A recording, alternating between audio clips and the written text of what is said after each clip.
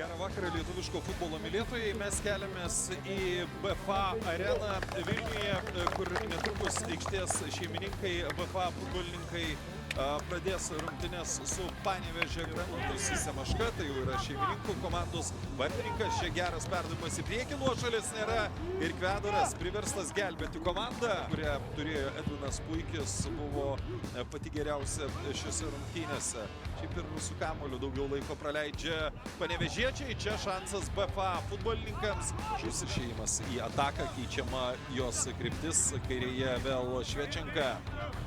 1-1. Renato perdavimas, gražus epizodas ir kamuolys vartuose.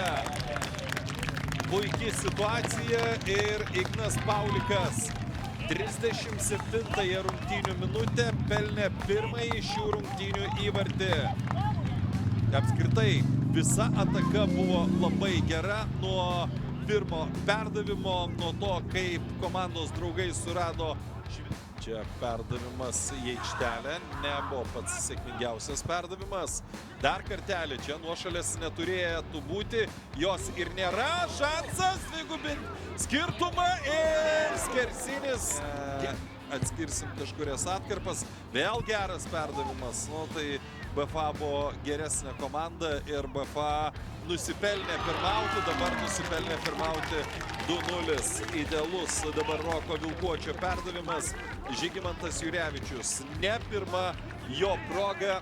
Rezultatas 2-0 ir besibaigiant pirmajam kėliniui BFA žengė tikrai nemenką žingsnį. Dar vienos pergalės link.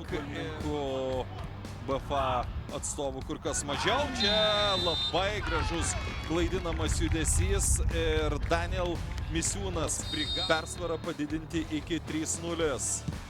Taip, pavyksta tą padaryti. Pats nukentėjusysis Daniel Misiūnas muša trečią įvartį.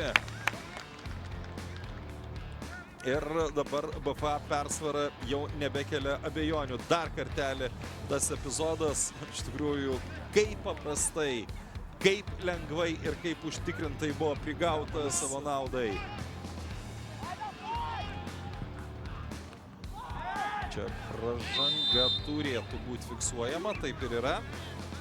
Dar viena geltona, 8 geltona kortelė rungtynėse ir antra tai yra geltona kortelė, taigi viskas, 3 pridėtos, 3 kompensuotos minutės antrajame kėlinyje yra sužaistos, galutinis šių rungtynių rezultatas 3-0.